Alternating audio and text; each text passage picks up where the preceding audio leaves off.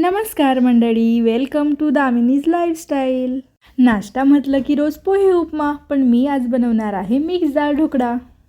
एकदम हेल्दी आणि एकदम सोपी रेसिपी आहे. व्हिडिओ शेवटपर्यंत बघा. पहिल्यांदा मी एका भांड्यामध्ये 1 वाटी तांदूळ घेतले, 2 वाटी हरभरा डाळ घेतली, 1 वाटी मूग डाळ घेतली आणि 1 वाटी उडदाची डाळ घेतली. डाळींना 3-4 पाण्यांनी स्वच्छ असे धुवून घेतले.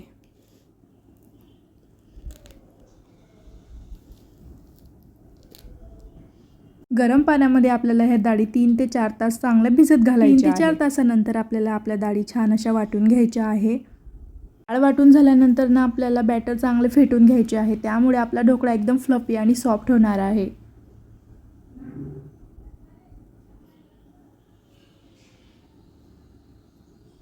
आता आपल्याला यामध्ये ना ताक घालायचं आहे.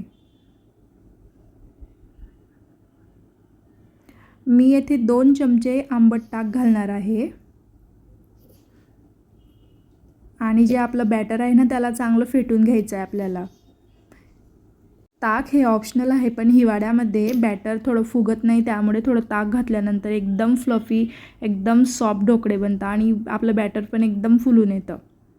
आता फेटून झाल्यानंतर आपल्याला कुकरचं झाकण लावून घ्यायचं आहे. आता आपल्याला बॅटर रात्रभर फर्मेंटेड करून ठेवायचं आहे.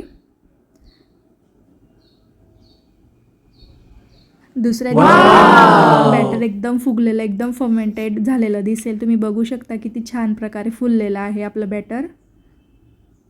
छान असे फेटून अद्रक, लसूण, मिरची आणि जिरा आपल्याला याची बारीक पेस्ट बनवायची आहे आणि आपल्या बॅटरमध्ये मिक्स करायची आहे आणि बॅटर चांगले फेटून घ्यायचे आहे आपल्याला.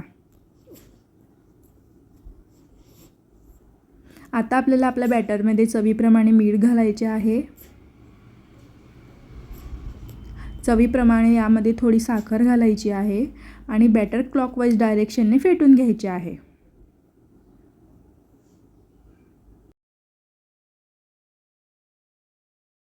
आता एका छोट्या भांड्यामध्ये आपल्याला ते बॅटर काढायचं आहे.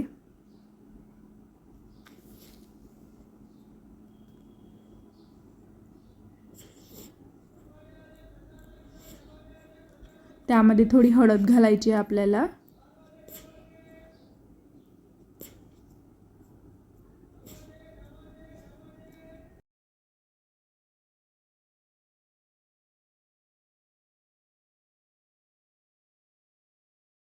आता एका छोट्या वाटीमध्ये आपल्याला अर्धा चमचा बेकिंग सोडा घ्यायचा आहे.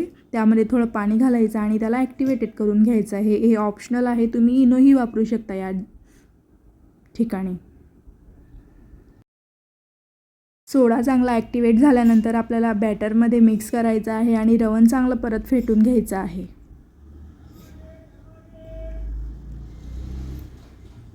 तुम्ही बघू शकता आपलं रवन एकदम फ्लफी आणि एकदम सॉफ्ट आणि एकदम छान असं फुललेलं आहे.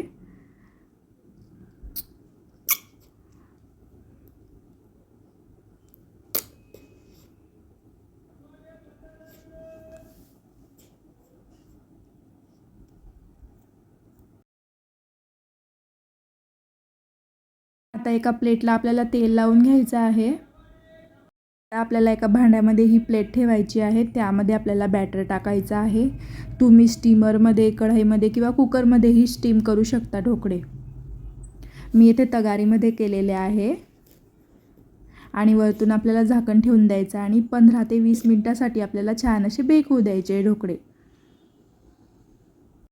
15-20 मिनिटानंतर आपले ढोकळे फुलून तयार आहेत. आता आपल्याला तडका बनवायचा आहे. यासाठी हिंग, जिरं, मोहरी, कढीपत्ता आणि थोडी तीळ याचा आपल्याला तडका बनवायचा आहे. आणि आपण जे ढोकळे छान असे कट घालायचे आहे. वरतून खोबऱ्याचा कीस, हिरवीगार कोथिंबीर, त्याचसोबत पुदिन्याची चटणी किंवा खोबऱ्याची चटणी यासोबत तुम्ही सर्व करू शकता. रेसिपी आवडल्यास माझ्या चॅनलला नक्की सबस्क्राईब करा आणि तुम्ही पण ट्राय करून बघा माझी रेसिपी. धन्यवाद.